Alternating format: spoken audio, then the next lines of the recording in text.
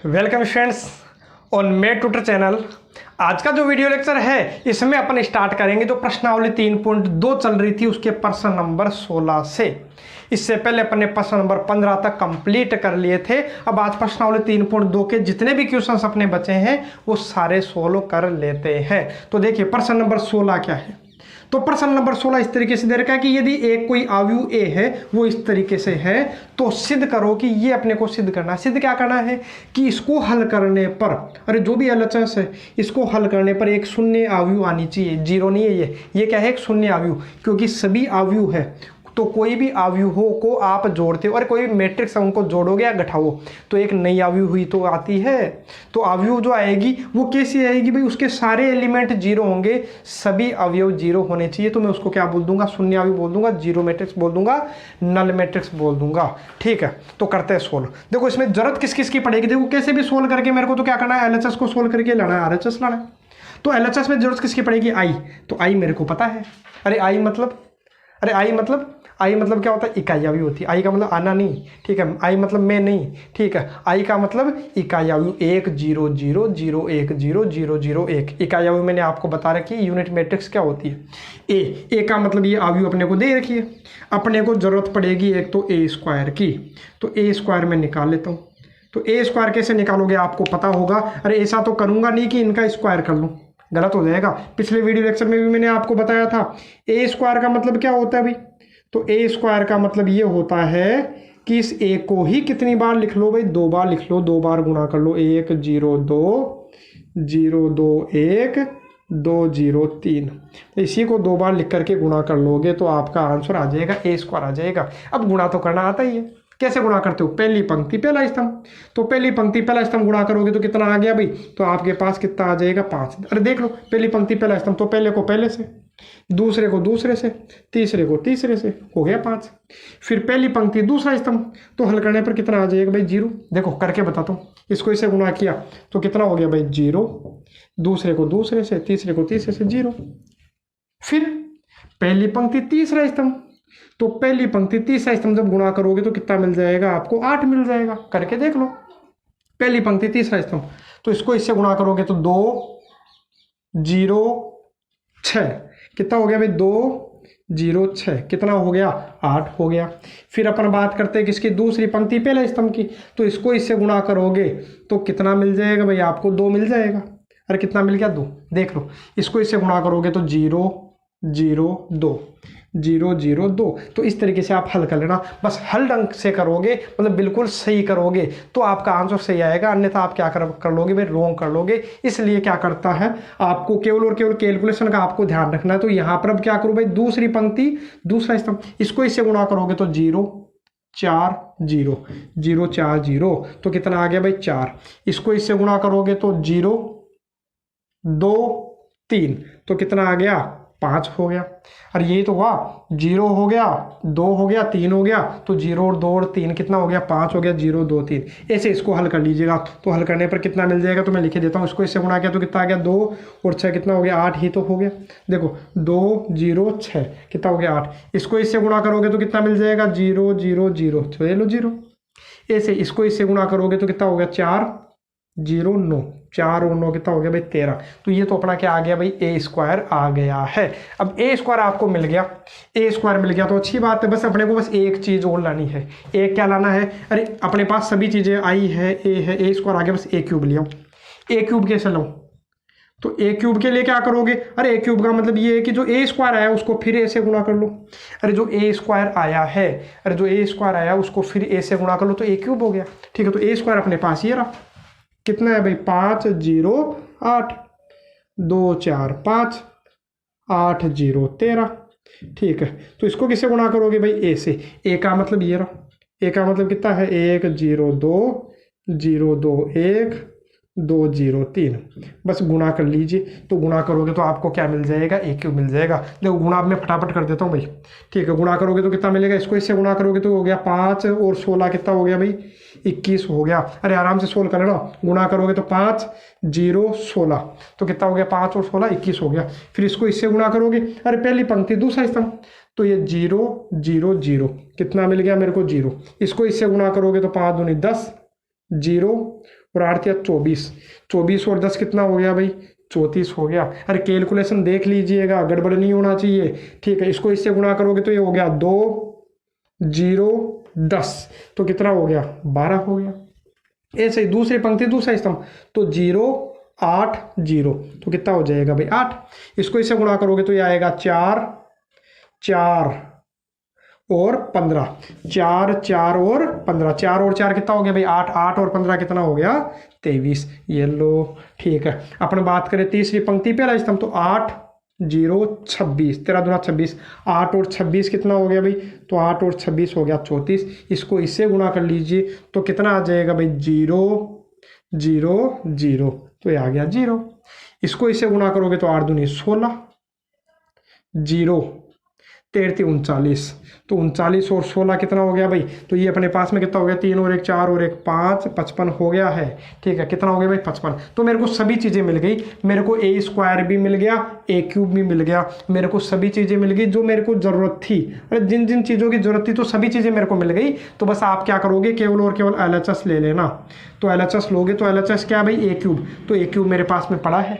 ए cube कितना है भाई, तो ए क्यूब अपने पास में 21 0 34 12 8 23 34 0 और 55, ये अपने पास में ए क्यूब है। अरे इसको दोबारा लिख लेना, माइनस, मैं क्या कर रहा हूँ भाई डायरेक्ट कर रहा हूँ, डायरेक्ट क्या कर देता हूँ, देखो डायरेक्ट ऐसे कर देता हूँ कि जो ए स्क्वायर आया है, ठीक है, जो ए स्क्वायर आया उसको -6 से ही गुणा कर देता हूँ। अरे जो भी ए स्क्वायर आया है ना, अरे ए स्क्वायर जो मेरे को मिला है उसको किससे गुणा कर लो भाई, -6 से गुणा कर लो, तो बाहर किसका चिन्ह रह जाएगा प्लस का, तो -6 से गुणा कर लो। तो -6 से जब इसको गुणा करोगे तो -6 से गुणा करो भाई, तो माइनस के कितने हो गए भाई -30 0, और 8 6 का कितना हो जाएगा भाई 48, किसका हो जाएगा माइनस का। तो ये लो, -6 से गुणा कर रहा हूँ तो -12, -6 के कितना हो गया भाई 24, माइनस कितना हो गया 30। अरे -6 से गुणा कर रहा हूँ, ध्यान रखिएगा, कितना हो गया भाई 48 0, और ये कितना हो गया भाई 78 हो गया क्या, माइनस के 13 6 78, 13 39, ठीक है। अब ए को किससे गुणा कर लेता हूँ भाई 7 से, तो ए को 7 से गुणा कर लो। इस ए को मैं 7 से गुणा करूंगा तो सबको करना पड़ेगा, तो कर लेता हूँ, मैं डायरेक्ट कर रहा हूँ भाई, आपको लिखना है भाई 7 से गुणा किया तो 7 0 14 0 14 7, ये हो जाएगा 14 0 21, यही तो हो गया। अरे 7 से गुणा किया ना तो सबको गुणा कर लिया 7 से, और प्लस का कितना है भाई 2i। अरे आई का मतलब आपको पता है 1 0 0 0 1 0 0 0 1, जब गुणा मेरे को करना 2 से तो 2 से गुणा कर लो 0, 2 से गुणा करो, बाकी तो 0 हो गए, ये 2 हो गए, बस खत्म। इनको जोड़ लो, जोड़ते ही अपना क्या आ जाएगा, शून्य आयु आ जाएगी। चेक करो देखिए आई या नहीं आई। देखो मैं जोड़ता हूँ, तो इनको जोड़ूंगा तो जोड़ने पर मेरे को क्या मिलेगा, देखो 21, अरे अलग से जोड़ लेता हूँ, मैं डायरेक्ट लिख देता हूँ, ठीक है, क्योंकि जगह थोड़ी सी कमी भी है अपने पास में। चलो एक तो लिख ही देता हूँ मैं, यहाँ क्या आएगा भाई 21 -30 + 7 + 2, यही तो हो गया, ठीक है। अरे इनको जोड़ लिया, फिर अपने पास देखो क्या है 0 0 0 0, तो कितना आ गया भाई 0 हो गया। इधर आप देखोगे तो कितना है भाई 34 -48 + 14 प्लस कितना है 0 है, ठीक है, काम खत्म। अब ये जोड़ोगे, मतलब सभी को क्या करना है, अपने को जोड़ना है, तो जोड़ लीजिएगा। देखो ऐसे जोड़ोगे तो 7 और 2 कितना हो गया, 7 और 2 9, 9 और 21 कितना हो गया 30, 30 में से 30 गया तो कितना आ जाएगा 0 आ जाएगा। यहाँ अपने पास 0 है ही, यहाँ देखो 34 और 14 48, 48 - 48 0, ऐसे ही सब जगह जोड़ोगे तो आपको कितना मिल जाएगा 0। अरे जोड़ के थोड़ी ना बताऊं, अब जोड़ तो लोगे। अरे जैसे मान लो यहाँ करोगे 12 - 12 0 0 0, कितना आ गया 0, चाहे जोड़ लीजिएगा। यहाँ कितना आएगा 8 अरे 8 -24 14 2, 14 2, देखो जोड़ के देख लो, चाहे 8 और 2 10, 10 और 14 24, -24 कितना आ गया 0। तो इसका मतलब सारे 0 बनेंगे, तो इसका मतलब ये क्या आ गई, एक शून्य आयु हो गई। तो ये अपना क्या हो गया, सिद्ध हो गया। तो ये आपके समझ में आ गया होगा। बाकी प्रश्नावली 4 में भी अपन क्या करेंगे, इस प्रकार के क्वेश्चंस को सिद्ध करेंगे। तो ये मान लीजिए जो चौथी प्रश्नावली जब अपन करेंगे तो वहाँ भी इस प्रकार का क्वेश्चन आएगा, तो इसको अच्छे से देख लीजिएगा, है ना, वहाँ काम आएगा। वहाँ थोड़ा सा काम अपन और बढ़ाएंगे, इनवर्स निकालना सीखेंगे। अभी केवल अपन क्या कर रहे हैं भाई, सिद्ध करना सीख रहे हैं। अब अपन बात करते हैं प्रश्न नंबर 17 की। अच्छा क्वेश्चन है, एग्जाम पॉइंट ऑफ व्यू से एग्जाम में पूछा जा सकता है, बिल्कुल छोटा सा, बिल्कुल आसान प्रश्न है। ठीक है, बाकी इस प्रकार के जो क्वेश्चन होते हैं वो अपने से एग्जाम में कम पूछे जाते हैं। इस टाइप के जो प्रश्न है, जैसे मान लो प्रश्न नंबर 17 है और प्रश्न नंबर में 18 जब करवाऊंगा तो दोनों प्रश्न जो है वो मोस्ट क्वेश्चन है भाई, तो इन दोनों को अच्छे से देख करके जाइएगा इस प्रश्नावली में से। इससे पहले भी मैंने 2-3 क्वेश्चन के बारे में आपको बताया है कि कौन कौन से अच्छे क्वेश्चन है एग्जाम में, देखो किस प्रकार से पूछे जाते हैं। तो देखो ये जो क्वेश्चन है अच्छा क्वेश्चन है, तो देखो इसमें क्या है, इसने बोला अवयव ए तो ये है और ए स्क्वायर इसके बराबर है, तो के का मान ज्ञात करो। तो मेरे को जरूरत किसकी पड़ी भाई, ए स्क्वायर की। के तो मेरे को निकालना है, के कोई कांस्टेंट है, कोई नंबर है। ए मेरे को पता ही है, आई भी मेरे को पता है। आई देखो क्वेश्चन में दे रखी थी लेकिन मैंने लिखा नहीं था क्योंकि मेरे पास जगह की कमी थी। आई आपको पता है इकाई अवयव होती है, यूनिट मैट्रिक्स होती है। तो मेरे को देखो जरूरत किसकी है, ए स्क्वायर की। ए स्क्वायर की जरूरत है, तो पहले ए स्क्वायर निकालो। तो ए कितना है भाई, 3 - 2, 4 - 2, ये अपना ए स्क्वायर है, सॉरी ए है। तो ए को मैं ए से ही गुणा कर रहा हूँ भाई, 3 - 2, 4 - 2। जब ए को ए से गुणा कर लूंगा तो ए स्क्वायर आ जाएगा। तो गुणा कर लीजिए, गुणा तो करना आपको आता ही है। पहली पंक्ति पहला स्तंभ, तो कितना हो गया 9, 9 - 8 कितना हो जाएगा भाई, 1 हो जाएगा। ठीक है, पहली पंक्ति दूसरा स्तंभ, तो कितना आएगा -6 + 4, तो कितना हो गया भाई -2। अरे ये तो हुआ, अरे इसको इससे गुणा करोगे तो माइनस के तो 6 और प्लस के 4 हो गया, तो -2 हो गया। अब फिर क्या करोगे भाई, दूसरी पंक्ति पहला स्तंभ, तो 4 × 3 = 12, 12 - 8 कितना हो गया भाई, 4 हो गया। दूसरी पंक्ति दूसरा स्तंभ, तो कितना हो गया भाई -8, माइनस के तो 8 और प्लस 4, तो ये आ गया -4। ठीक है, तो ए स्क्वायर मेरे को मिल गया, ए स्क्वायर मेरे को मिल गया। तो बस रख दीजिए, इसने बोला कि ये है, एक समीकरण दे दिया उसने। समीकरण क्या दिया है भाई, तो उसने समीकरण क्या दिया है, उसने बोला है ए स्क्वायर किसके बराबर है भाई, के ए -2y के बराबर है। ठीक है, तो देख लो ए स्क्वायर तो मेरे पास में पड़ा है। ए स्क्वायर कितना भाई, 1 - 2, 4 - 4, ठीक है, बराबर के ए। तो ए तो अपने पास में है ही, ए कितना है भाई, 3 - 2, 4 - 2। इसको गुणा किससे करना है भाई, के से। गुणा किससे करना है भाई, के से, तो के से गुणा कर लूंगा। -2i, आई आपको पता है कितना होता है भाई, 1 0 0 1। जब 2 से गुणा करोगे तो कितना मिल जाएगा, 2 0 0 2। मैं एक काम करता हूँ, इसको इधर भेज देता हूँ, इसको इधर भेज दूंगा, तो इसको इधर भेज दूंगा, तो 1 - 2, 4 - 4, ये इधर आके क्या हो जाएगा भाई, प्लस का। इधर नहीं भेजोगे तो भी चलेगा, कोई दिक्कत नहीं है। मैं अभी इसको इधर भेज देता हूँ, तो 2 0 0 2 बराबर में इसको कैसे गुणा करना है, तो कितना हो गया भाई, 3 के -2 के 4 के और -2 के। ठीक है, तो कितना हो गया, तो ये हो गया अपने पास 3 - 2 4 -2 बराबर में ये है। तो यहाँ से अब के का मान आप निकाल ही सकते हो। अरे तुलना कर लो किसी भी एक चीज़ की, तो मैं तुलना कर लेता हूँ। 3 के किसके बराबर है भाई, 3 के बराबर है। ठीक है, 3 किसके बराबर है, 3 के बराबर है। तो के बराबर कितना आ गया भाई, 1 आ गया, हो गया आंसर। तो इसी के साथ ये जो क्वेश्चन है ये भी अपना क्या हो गया है, कंप्लीट। तो नेक्स्ट क्वेश्चन अपने पास में प्रश्न नंबर 18 और मोस्ट क्वेश्चन है ये भी, एग्जाम में पहले भी पूछा गया है, सीबीएसई और आरबीएसई दोनों में। तो देखिए जो प्रश्न है वो क्या है, एक जो अवयव है ये दे दी उसने, तो ये बोला सिद्ध करो कि ये जो है ये एलएचएस और आरएचएस क्या होंगे, बराबर होंगे। तो देखो एलएचएस तो बिल्कुल आसान है। देखो एलएचएस बिल्कुल आसान कैसे है, अरे आई मेरे को पता ही है, ए भी मेरे को दिया हुआ है। अरे आई तो पता ही है, उसने भी बोल रखा है कि आई जो है वो 2 × 2 कोटि की, अरे 2 कोटि की एक इकाई अवयव है। अरे सेकंड ऑर्डर की क्या है, एक यूनिट मैट्रिक्स है 2 ऑर्डर की। तो कैसे करूँ सोल्व, तो मेरे को दिख रहा है, आई तो मेरे को पता है, आई तो क्या होता है। अरे पहले देखो एक बार तो एलएचएस सोल्व कर लो और एक बार किसको सोल्व कर लो, एक बार आरएचएस को सोल्व कर लूँगा, दोनों बराबर आने चाहिए। तो एलएचएस लेता हूँ। देखो एलएचएस क्या है भाई, तो एलएचएस है आई प्लस ए। एलएचएस क्या है भाई, आई प्लस ए। तो आई मेरे को दिख रहा है, और दिख रहा क्या है, मेरे को पता है कि 1 0 0 1 होता है। अरे ये तो होता ही इकाई अवयव, ठीक है, और प्लस ए अपने पास में क्या है, तो ए इसने दे रखा है 0 - 10 α/2 और 10 α/2 और 0। तो ये हो गया अपना एलएचएस, बस जोड़ लो तो जोड़ते ही आ जाएगा एलएचएस। तो देखो एलएचएस सोल्व करो, कितना आ गया भाई, जोड़ोगे तो कितना आ गया, मेरे को मिला 1। अरे जोड़ा तो कितना मिल गया 1, और ये जोड़ा तो कितना आ गया -10 α/2। ठीक है। और इनको जोड़ा तो कितना आ गया भाई 10 अल्फा बाई 2, इनको जोड़ा तो कितना आ गया 1, ये तो हो गया अपना LHS। इससे आगे मैं सोल्व कर ही नहीं सकता, तो बस ये सोल्व हो गया, LHS तो अपना सोल्व हो गया, काम खत्म। अब किसको सोल्व करूंगा, RHS को। मेन खेल तो यही है, अरे खेल शुरू ही यहाँ होगा, कहाँ पर भाई RHS में। अरे LHS तो सभी सोल्व करेंगे, RHS क्या है भाई, तो RHS है अपने पास में I माइनस ए, इंटू में क्या है भाई कोस एल्फा माइनस साइन एल्फा और कोस एल्फा, यही तो है। अब देखो RHS सोल्व कर रहा हूँ, बस इसको सोल्व कर लीजिए। तो सोल्व करोगे तो देखो क्या करोगे, I माइनस ए करोगे, तो I आपको पता ही है ये रहा, और ए भी आपको पता है, बीच में किसका चिन्ह लगा लेना, माइनस का। तो मैं डायरेक्ट कर देता हूँ ना, क्यों ना डायरेक्ट कर लूँ। तो जब माइनस करोगे, अरे ये साफ साफ दिख रहा है कि I ये रहा, अरे I तो ये रहा, ए ये रहा, बस बीच में माइनस का चिन्ह आएगा। तो जब माइनस करोगे, या मैं अलग से लिख ही देता हूँ क्योंकि मेरे को यहाँ जगह की कमी पड़ जाएगी, इसलिए मैं थोड़ा सा अलग सोल्व कर देता हूँ। तो I का मतलब मेरे को दिख रहा है, I का मतलब 1 0 0 1, माइनस का चिन्ह है। ए का मान कितना है भाई, ए का मान ये रहा, ए का मान कितना है 0 minus 10 alpha by 2, 10 alpha by 2 और कितना है भाई 0। तो घटाओ, तो ए घटाने पर कितना आ जाएगा भाई 1 आ जाएगा, घटाने पर कितना आ जाएगा 1, ये घटाओ तो 0 माइनस माइनस क्या हो जाएगा प्लस, तो ये हो गया 10 अल्फा बाई 2। और यहाँ कितना आ जाएगा, यहाँ आ जाएगा माइनस 10 अल्फा बाई 2, और इसमें से ये घटाओगे तो कितना आ गया 1। तो ये तो मेरे को क्या मिल गया भाई, ये तो मेरे को मिल गया I माइनस ए का मान आ गया। लेकिन अब देखो ये जो है इनका क्या करूँ, इनका करूँ क्या। तो देखो मेरे को ये करना था कि LHS और RHS बराबर लाना था, तो LHS तो जितना सोल्व हो सकता था उतना अपन ने सोल्व कर लिया।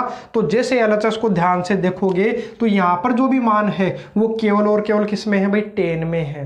तो 10 में है तो इनको भी 10 में बदल लो, तो 10 में इनका फॉर्मूला आता ही होगा। मैंने फॉर्मूला लिखवाया था भाई कोस अक्स का, अरे कोस थीटा का फॉर्मूला क्या था, cos square theta by 2 minus sine square theta by 2, इस तरीके से लिखवाया था ना। अरे जैसे 10 में बदलना चाहो तो कोस 2 थीटा का फॉर्मूला क्या लिखवाया था मैंने, 1 minus 10 square theta upon 1 plus 10 square theta, यही तो लिखवाया था। और ये कोस 2 थीटा का था, तो साइन 2 थीटा का क्या लिखवाया था मैंने, तो 2 tan theta upon 1 plus 10 square theta, यही तो फॉर्मूला थे कोस 2 थीटा के और साइन 2 थीटा के।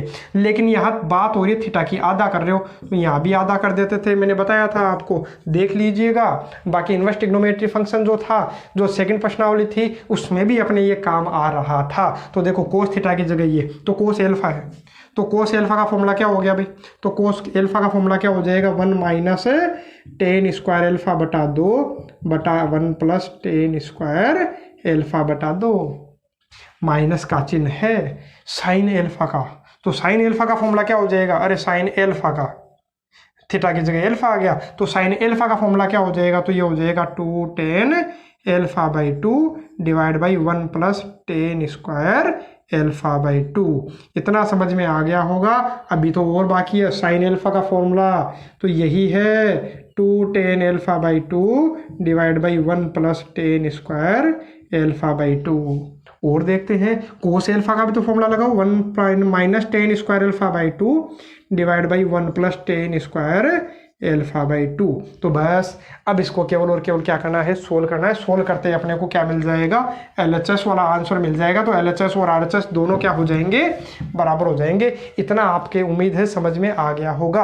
अब अपन क्या करते हैं, इसको आगे सोल्व करेंगे। तो आगे सोल्व करूँ तो आगे सोल्व करूँ, आगे सोल्व कैसे करें, तो देखिए, तो आगे सोल्व करने के लिए थोड़ा सा आप ये देखोगे कि जो दूसरी जो अवयव है, अरे आपको जो दूसरी अवयव दिख रही है इसमें मेरे को कुछ कॉमन दिखाई दे रहा है कि जो बटा वाला है, ये जो बटा वाला है ये कॉमन आ रहा है। देखो बटा वाला पूरे में ही है, अरे पूरे में ही बटा वाला, देखो इस यहाँ भी है, यहाँ भी है, यहाँ भी है, यहाँ भी है। तो इसको क्यों ना कॉमन ले लूँ, तो इसको मैं कॉमन ही ले लेता हूँ। देखो इसको मैं क्या करता हूँ भाई, कॉमन ही ले लेता हूँ।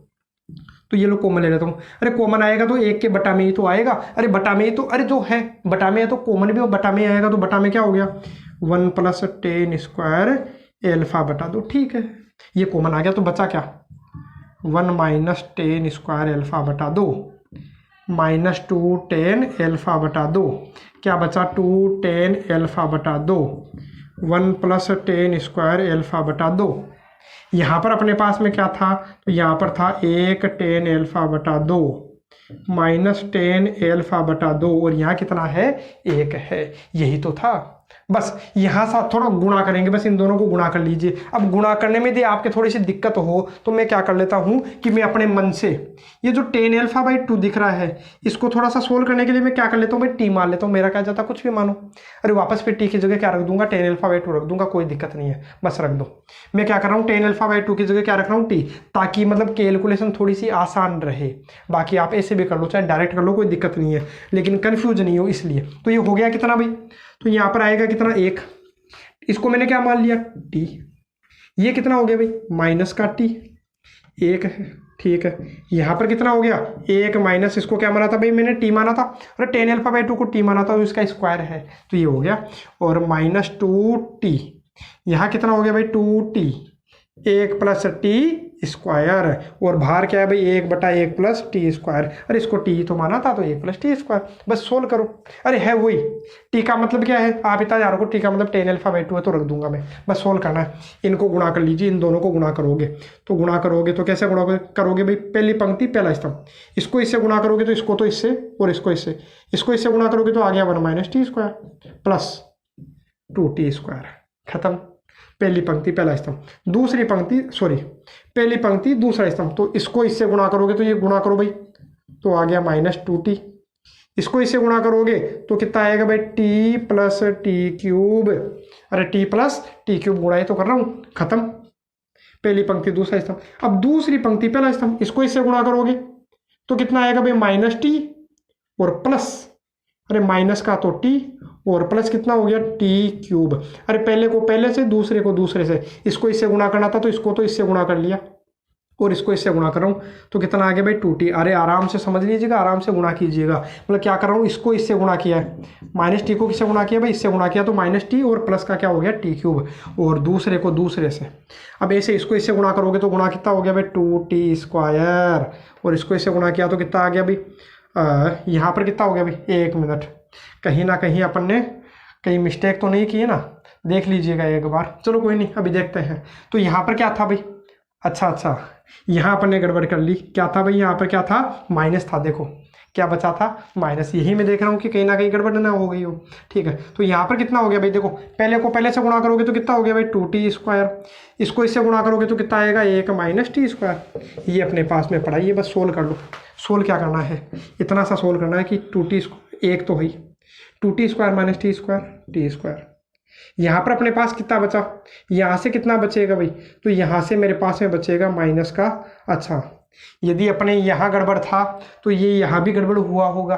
कैसे, इसको इससे गुणा करूंगा तो यहाँ मैंने किसके हिसाब से कर लिया था, पहले प्लस के हिसाब से कर लिया, तो एक बार दोबारा कर लीजिए, एक बार पूरा ही चेक कर लीजिए। इसको इससे गुणा करूंगा 1 - टी स्क्वायर, ठीक है। इसको इससे गुणा करूंगा तो ये -2t, इसको इससे गुणा करोगे तो t - t³ आएगा। हाँ अब ठीक है, अब ठीक है, अब चेक कर लीजिएगा, क्योंकि पहले अपन ने क्या कर लिया था, यहाँ मिस्टेक कर लिया था, तो यहाँ पर अपन ने करेक्शन कर लिया था। अब देखो दोबारा गुणा कर लीजिएगा, यदि फिर भी दिक्कत हो ना तो दोबारा गुणा करके देख लीजिएगा ना। तो यहाँ कितना हो गया भाई, तो यहाँ कितना हो गया, यहाँ हो गया -t और -t³, ठीक है। यहाँ कितना हो गया, 2t - t कितना हो गया, t प्लस कितना है भाई, t³। यहाँ पर कितना हो गया, अरे एक तो ही है, 2t स्क्वायर - टी स्क्वायर कितना हो गया, t स्क्वायर, 1/1 + टी स्क्वायर। अब यहाँ से थोड़ा सा आप और देख लो, 1 + टी स्क्वायर, माइनस का क्या कॉमन आ गया भाई, t कॉमन आ गया, तो t कॉमन ले लिया तो 1 + टी स्क्वायर, और यहाँ क्या आ गया, t कॉमन आ गया तो 1 + टी स्क्वायर, और यहाँ पर भी क्या है, 1 + टी स्क्वायर। अब आप जैसे ही देखोगे तो मेरे को क्या दिखेगा, पूरे में 1 + टी स्क्वायर कॉमन दिखाई दे रहा है, तो पूरे में से कॉमन ले लेता हूँ, या फिर इसको गुणा कर लेना। तो जैसे इसको सबसे गुणा करोगे, जैसे मान लो इसको इससे गुणा करोगे तो ये तो आपस में कट जाएगा, कितना आ जाएगा, 1। या ऐसे देख लो कि पूरे में से मैं ये कॉमन ले लूँगा, ऐसा कर लो। या फिर मैंने क्या बताया कि इसको इससे गुणा किया, तो इसको इससे गुणा करूंगा तो कितना आ जाएगा भाई, 1। मैं डायरेक्ट कर रहा हूँ भाई, इसको इससे गुणा करूंगा तो ये कट जाएगा, कितना आ गया, यही आ गया, कितना बचा रहे, -t। अरे जगह की कमी थी इसलिए मैं डायरेक्ट कर रहा हूँ ना। इसको इससे गुणा किया तो ये कट जाएगा, तो आ गया कितना, t। कितना आ गया भाई, t आ गया, ये लो t आ गया, ये लो। और इसको इससे गुणा करोगे तो ये कट जाएगा, कितना आ जाएगा, 1 आ जाएगा। मतलब ये तो हो गया, ये हो गया सोल्व करने पर, गुणा करने पर ये आ गया। अब तो केवल और केवल क्या कर लो अपने मन से, अपन ने क्या किया था, इसको t माना था तो वापस रख लो, t की जगह वापस क्या रख लो भाई, टेन एल्फा बाई 2, टी की जगह क्या रख लेना, टेन एल्फा बाई 2। तो देखो LHS और RHS बराबर हो गया कि नहीं। अरे LHS को सोल्व करने पर भी ये आया था, RHS को सोल्व करने पर भी ये आया था, तो इसको सोल्व करने पर LHS और RHS दोनों क्या हो गए हैं भाई, बराबर हो गए हैं। और इसी के साथ ये जो क्वेश्चन है वो अपना क्या हो जाता है, प्रूव हो जाता है। बस जो कैलकुलेशन है उसका थोड़ा सा आप ध्यान रखिएगा, बाकी बिल्कुल इस क्वेश्चन में कोई दिक्कत नहीं होने वाली। पैटर्न आपके समझ में आ गया होगा कि कैसे सोल्व करना है। तो देखिए नेक्स्ट क्वेश्चन। तो नेक्स्ट क्वेश्चन अपने पास में क्या, प्रश्न नंबर 19 और 20 है थ्योरी टाइप के, थोड़े अजीब भी लगते हैं लेकिन ये है बिल्कुल सरल। और एग्जाम की यदि आप बात करो, बोर्ड एग्जाम की बात करो, तो बोर्ड एग्जाम में इस टाइप के क्वेश्चन कभी भी नहीं पूछे जाते हैं। ये केवल और केवल अपने नॉलेज बढ़ाने के लिए होते हैं कि अपने इस तरीके से भी इन क्वेश्चंस को क्या कर पाए, सोल्व कर पाए। बाकी नॉर्मल तरीके से तो कोई भी इसको सोल्व कर सकता है। बाकी अपन इसको आव्यू जो है मैट्रिक्स है उसको यूज में कैसे ले, उसके लिए जो 2 प्रश्न है वो यहाँ पर डाले हुए हैं। और इसी प्रकार का आपको एग्जाम्पल भी दिखेगा और विविध में भी इस प्रकार का क्वेश्चन दिखेगा। तो देखिए क्या है, बाकी अपने को समझना है। मैं फिर बोल देता हूँ, एग्जाम पॉइंट ऑफ व्यू के लिए मोस्ट क्वेश्चन नहीं है। मोस्ट क्वेश्चन क्या एग्जाम में दिया ही नहीं करता है। तो देखो क्या दिया हुआ भाई, किसी व्यापार संघ के पास 30,000 रुपए है, कि अपने पास की कोई भी एक, अपने पास में कोई एक संघ है, एक यूनियन है, ठीक है। तो जो ट्रेडिंग, अरे कोई यूनियन होगी, उसके पास में कितने रुपए है भाई, 30,000 रुपए है। अब वो क्या कर रहा है भाई, 30,000 रुपए का कोष है, वो क्या करता, 2 भिन्न प्रकार के बाड़ों में उसको निवेश कर देता, 2 भिन्न प्रकार के बाड़ों में उसको निवेश करता है। अरे मान लो उसने कोई 2 जगह निवेश कर दिया, इन्वेस्ट कर दिया 2 जगह। मान लो एक जगह तो उसने 10,000 रुपये निवेश कर दिया, मान लो 10,000 रुपये उसने डाल दिए, तो दूसरी जगह कितने खर्च करेगा बताओ, दूसरी जगह कितना इन्वेस्ट करेगा। अरे 30,000 में से 10,000 इधर इन्वेस्ट कर दिया, तो बाकी का कितना बचा, 20,000 ही तो बचा। मतलब कैसे, 30,000 में से यदि 10,000 घटा दोगे तो बच गया कितना, 20,000। यही तो निवेश करेगा इधर। लेकिन इसने क्या बोला है कि अपने को कुछ नहीं दिया कि पहले पर कितना निवेश किया और दूसरे पर कितना निवेश किया, कुछ नहीं दिया है। तो मैं ये मान लेता हूं कि पहला जो बाड़ा है उस पर तो उसने कितने रुपए निवेश किए, x रुपए। और जो दूसरा बाड़ा है, अरे ये पहला बाड़ा है, ये जो दूसरा बाड़ा है, तो दूसरे बाड़े पे उसने कितने निवेश किए भाई, 30,000 माइनस x।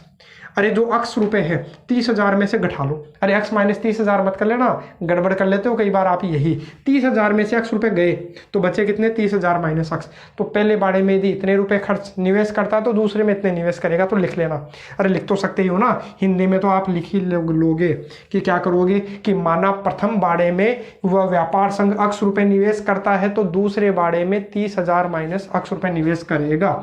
मैं शॉर्ट में लिख देता हूँ भाई, शॉर्ट में लिख देता हूँ। क्यों शॉर्ट में क्या लिख देता हूँ कि माना फर्स्ट बाड़े में तो कितने रुपए निवेश करते हैं, x रुपए निवेश करते हैं।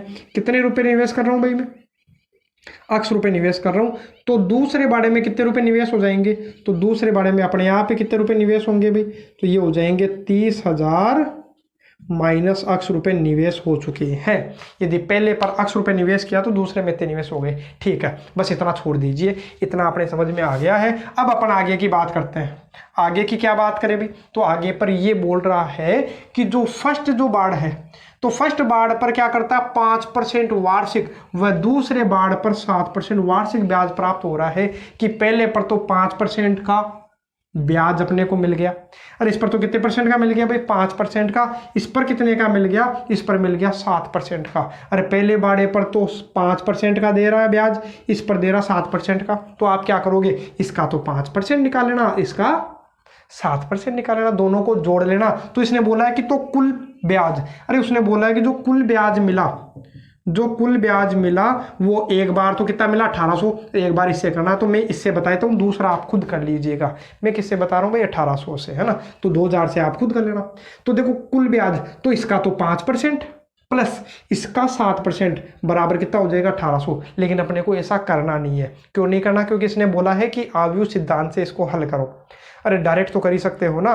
क्या करोगे कि जो पहला बाड़ा है, पहले बाड़े का तो कितना परसेंट भाई, 5%। अरे पहले का तो 5% प्लस दूसरे बाड़े में जो भी राशि निवेश की है उसका कितना परसेंट, उसका 7%। तो कुल मिलाकर के जो ब्याज मिला, अरे पहले बाड़े पे जो 5% है, दूसरे बाड़े का 7%, कुल मिला के कितना है भाई 1800 है। सोल्व कर सकता हूँ आराम से। अरे पहले बाड़े में कितने रुपए निवेश किए थे, x रुपए, दूसरे में कितने किए थे 30,000 माइनस x। तो आराम से निकाल सकते हो भाई। अरे का मतलब गुणा, परसेंट का मतलब बटा में 100।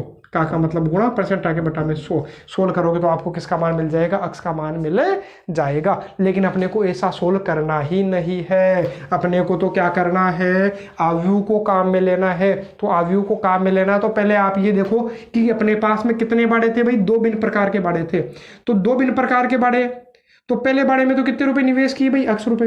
दूसरे बाड़े में कितने रुपए निवेश किए भाई, 30,000 रुपए, सॉरी 30,000 माइनस x रुपए, यही तो निवेश कर रहा है। अरे पहले बाड़े पर तो x रुपए, दूसरे बाड़े पर 30,000 माइनस x रुपए निवेश कर रहा है। अब देखो जो ब्याज लग रहा है, ब्याज लग रहा है पहले बाड़े पर तो 5% का, दूसरे बाड़े पर 7% का। तो मैं ऐसे तो करूंगा नहीं, एक अवधि तो मैंने ये बना ली किसकी, 2 भिन्न प्रकार के बाड़ों की।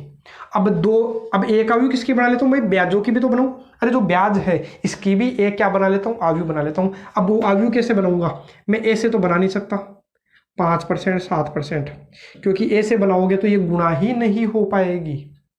अरे गुणा हो पाएगी क्या, नहीं हो पाएगी। यदि आप एक पंक्ति के रूप में लिखते हो तो दूसरा स्तंभ के रूप में लिख लेना।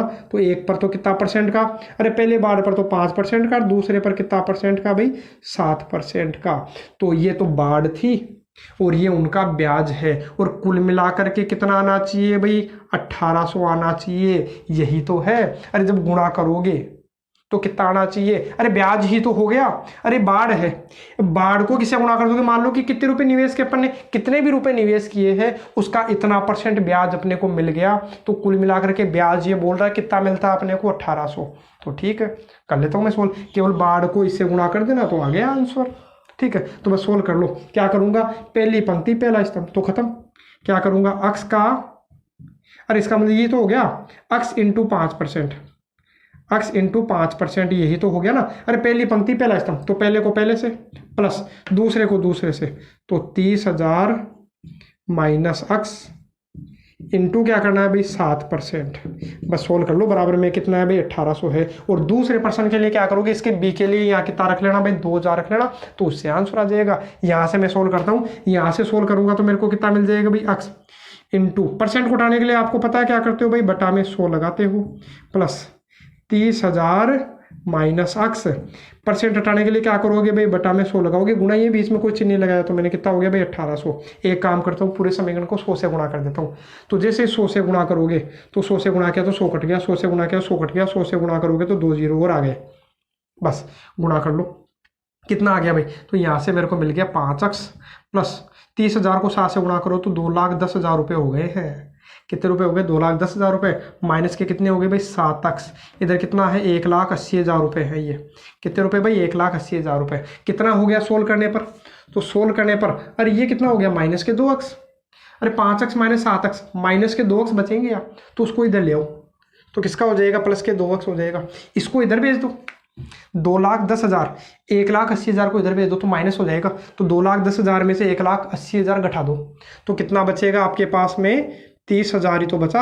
अरे 2,10,000 में से 1,80,000 घटाया तो 30,000 बच गया। तो देख लो x बराबर कितना हो गया, 2 का भाग लगा दो तो कितना आ जाएगा भाई, 2 का भाग लगाओगे तो 15,000 रुपये।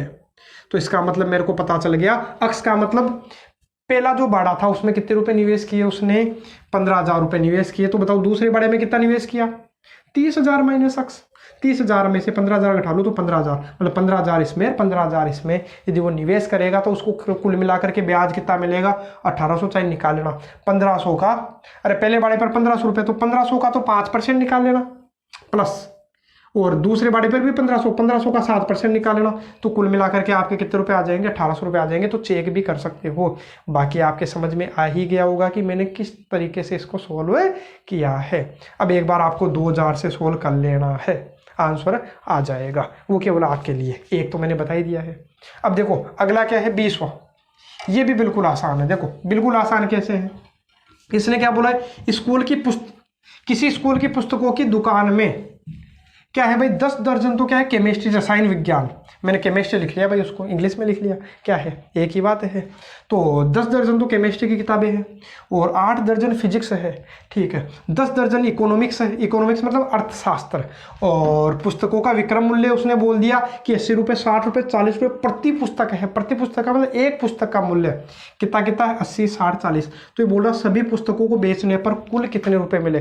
तो ये तो देखो आप डायरेक्ट भी कर सकते हो आसानी से। कैसे, आपको पता है कि केमिस्ट्री की एक किताब आती है 80 रुपये की, केमिस्ट्री की एक किताब कितने रुपए की आती है? 80 रुपये की आती है। ठीक है, एक किताब 80 रुपये की आती है, तो 10 दर्जन कितने की आएगी? देख लो कैसे यार, एक दर्जन में कितनी किताबें होती है? अरे एक जो डजन होता है उसमें 12 बुक्स होती है, एक दर्जन में 12 किताबें होती है, तो 10 दर्जन का मतलब कितनी किताबें होगी?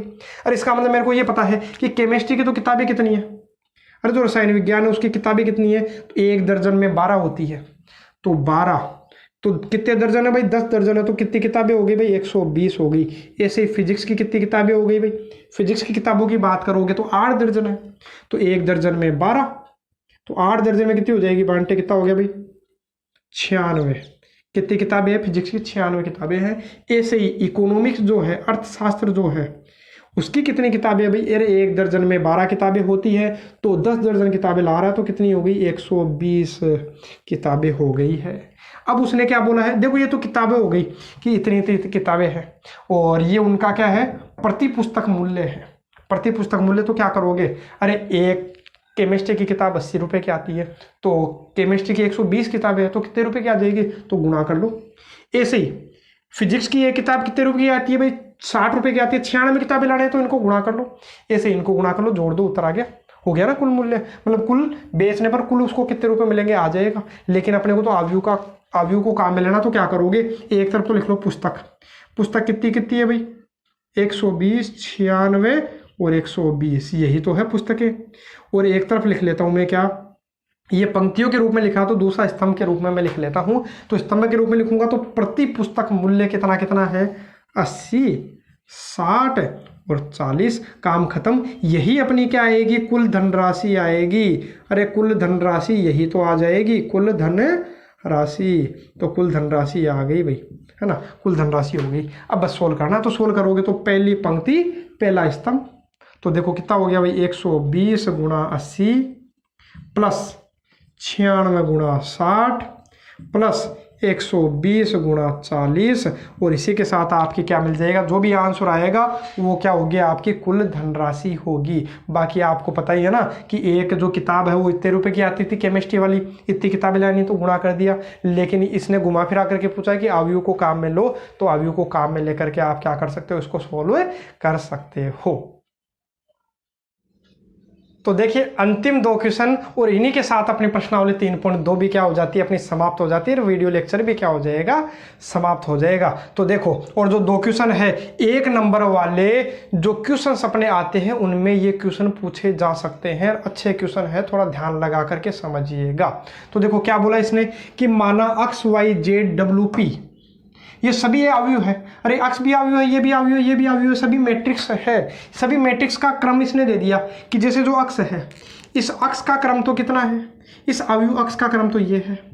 उसके बाद बोला है जो अवयव y है, इस अवयव y का क्रम ये रहा। उसके बाद इसने क्या बोला है? ये जो अवयव z है, इस z का क्रम क्या है? 2 गुणा p है।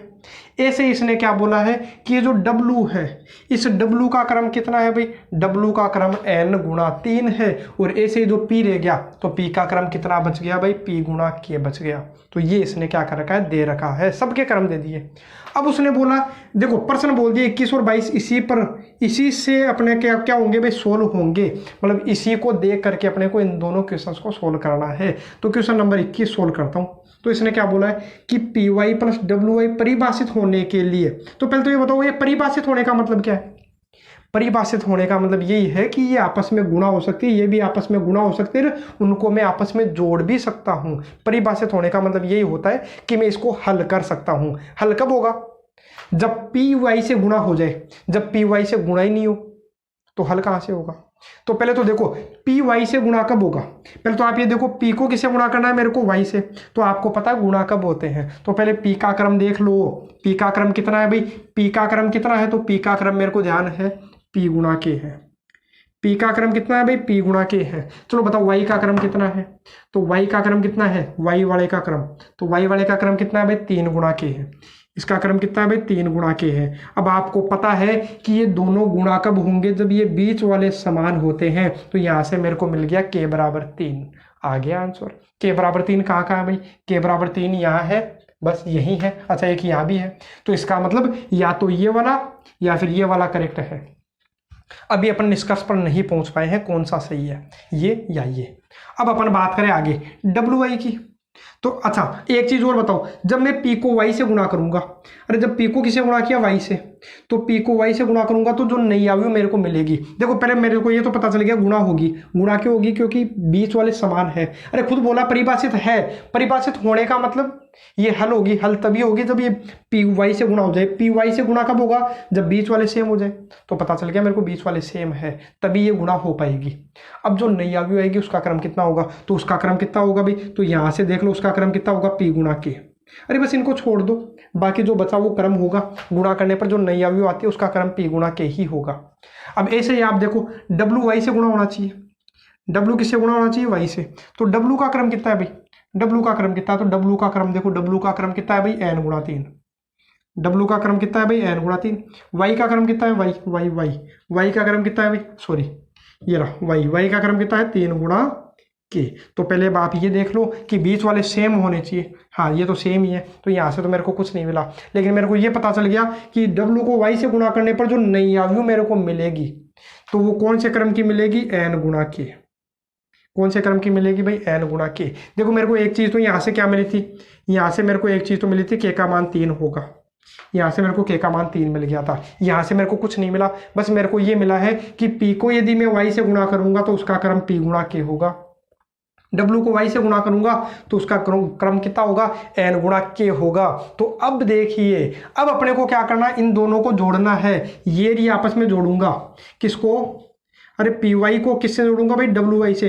तो इनको जोड़ना है, तो जुड़ेगी कब बताओ, कोई भी दो आयु जुड़ कब सकती है, तो मैंने बोला था उनका क्रम समान होना चाहिए। जैसे मान लो इसका क्रम 2 गुणा 5 है तो इसका क्रम भी कितना होना चाहिए, 2 गुणा 5 होना चाहिए, तभी जुड़ पाएगी। मतलब पंक्तियां भी समान होनी चाहिए, स्तंभ भी समान होने चाहिए। तो पंक्तियां समान होनी चाहिए, मतलब पी और एन ये क्या होने चाहिए भाई, समान होने चाहिए, और स्तंभ भी समान होने चाहिए। तो स्तंभ तो समान है ही, लिखने की कहाँ जरूरत है। तो इसका मतलब पंक्तियां और स्तंभ समान होने चाहिए, तभी दो आयु क्या हो सकती है, जुड़ सकती है। तो यहाँ से मेरे को पता चल गया कि ये हल तभी होगा जब के का मान तो 3 हो और p बराबर n हो। तो मेरे को मिल गया कौन सा आंसर करेक्ट हो गया भाई, फर्स्ट ऑप्शन ही करेक्ट हो गया है। तो इसका क्या हो गया, आंसर हो गया है। अब अपन बात करें किसकी भाई, 22वें की, अंतिम क्वेश्चन है भाई, इसकी अपन बात करते हैं। अब इसने खुद बोल दिया कि यदि n और p बराबर है तो ये जो आयु है इसकी कोटि बताओ। तो पहले तो बताओ अक्ष की कोटि कितनी है, अक्ष की कोटि कितनी है भाई, अक्ष की कोटि है 2 गुणा n।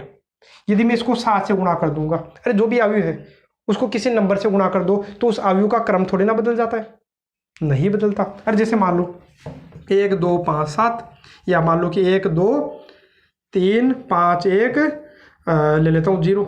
इस आयु का क्रम कितना है भाई, 2 गुणा 3 है। 2 तो पंक्तियां है और 3 क्या है, स्तंभ है। तो बताओ यदि मैं इसको किसी संख्या से गुणा कर दूं, मान लो 10 से गुणा कर दूं, तो 10 से गुणा करूंगा तो अब कितना आएगा भाई, 10 20 30 50 10 0। अब बताओ क्रम थोड़ी ना बदल गया, किसी संख्या से गुणा करने पर क्रम थोड़ी ना बदल जाता है, नहीं बदलता। ये चीज मैंने आपको पहले भी बताई थी, पहले वाले वीडियो लेक्चर्स में। तो इसका मतलब जो अक्ष का क्रम है वही 7 अक्ष का क्रम होगा, ठीक है। जो जेड का क्रम होगा वही 5 जेड का क्रम होगा। किसी संख्या से गुणा करने पर क्रम में कोई फर्क नहीं पड़ता। तो बताओ इसकी कोटि कितनी होगी, पहले तो ये बताओ। इसने बोल दिया n बराबर p है, छोड़ो एक बार उसको। आप तो ये देखो अक्ष का क्रम कितना था, मेरे को क्या करना है, अक्ष माइनस वाई, ठीक है। तो अक्ष का क्रम कितना है तो वो देख लो, अक्ष का क्रम कितना है, तो अक्ष का क्रम मेरे को दिखाई दे रहा है कितना, 2 गुणा n दिखाई दे रहा है, माइनस वाई का क्रम कितना दिखाए, सॉरी अक्ष माइनस क्या करना है मेरे को, जेड करना है। अरे जो अक्ष का क्रम होगा वही 7 अक्ष का क्रम होगा, जो जेड का क्रम होगा वही 5 जेड का क्रम होगा। तो कोई फर्क पड़ता नहीं है। अब बोलो जेड का क्रम कितना है, तो जेड का क्रम आपको दिखाई दे रहा होगा, जेड का क्रम कितना है, 2 गुणा p। अब पहले आप बताओ, इसने खुद बोल दिया था कि n और p बराबर है, n और p बराबर है, मतलब मैं क्या कर सकता हूँ, n की जगह क्या लिख सकता हूँ भाई, अरे n की जगह क्या लिख सकता हूँ, p लिख सकता हूँ। तो n की जगह p लिख देता हूँ, चलो ठीक है। मतलब इसका क्रम भी 2 गुणा p है, इसका क्रम भी 2 गुणा p है। इसका मतलब आपस में घट सकते हैं। आपको ही पता है कि कोई भी दो आयु घटेगी कब या जुड़ेगी कब, जब उनका क्रम समान हो। तो क्रम समान है और जो नई आयु आती है वो भी उसी क्रम की आती है। अरे वो भी उसी क्रम की आती है, 2 गुणा पी है, 2 गुणा पी है, तो जो नियावी आएगी उसका क्रम भी 2 गुणा पी ही होगा। तो देख लीजिए ऑप्शन कौन सा आ गया भाई, 2 गुणा पी, 2 गुणा पी मेरे को कहीं दिखाई नहीं दे रहा है, तो क्या गलत हो गया है? कोई गलत नहीं हुआ है। इसने क्या बोला है, अरे एन और पी क्या है, बराबर है। एन और पी क्या है, बराबर है। चाहे पी बोलो चाहे एन बोलो, क्या फर्क पड़ता है? ठीक है, तो 2 गुणा पी बोलो चाहे 2 गुणा एन बोलो, बिल्कुल क्या है, समान है। अरे मैं ऐसा भी तो कर सकता था ना, यहाँ देखो यहाँ 2 गुणा एन था, मैं क्या कर देता, मेरे को तो ये पता है कि एन और पी बराबर है, तो मैंने एन की जगह पी लिख लिया था। मैं ऐसा भी तो कर सकता हूँ, पी की जगह क्या लिख दूँ, एन लिख दूँ, तो क्या दिक्कत है? अरे पी की जगह एन लिख दूँ। तो बताओ जो नियावी आएगी उसका क्रम कितना हो गया, देखो 2 गुणा एन, 2 गुणा एन, तो जो नियावी आएगी उसका क्रम भी 2 गुणा एन। क्या फर्क पड़ता है, 2 गुणा एन बोले चाहे 2 गुणा पी। ये आंसर भी करेक्ट है, ये आंसर भी करेक्ट है। आप ऑप्शन में जो दिखे उससे आप सोल्व कर लेना। आपके बुक के अंदर ये क्वेश्चन था, तो 2 गुणा एन है, तो इसका आंसर क्या हो गया भाई, 2 गुणा एन ही हो गया है। और इसी के साथ आपकी जो प्रश्नावली 3.2 है ये समाप्त हो जाती है। नेक्स्ट वीडियो लेक्चर में अपन करेंगे प्रश्नावली 3.3 की शुरुआत, और हो सकेगा तो लगभग उस प्रश्नावली को ही क्या कर देंगे भाई, खत्म कर देंगे। तो देखिए नेक्स्ट वीडियो लेक्चर में। आज के लिए केवल इतना ही।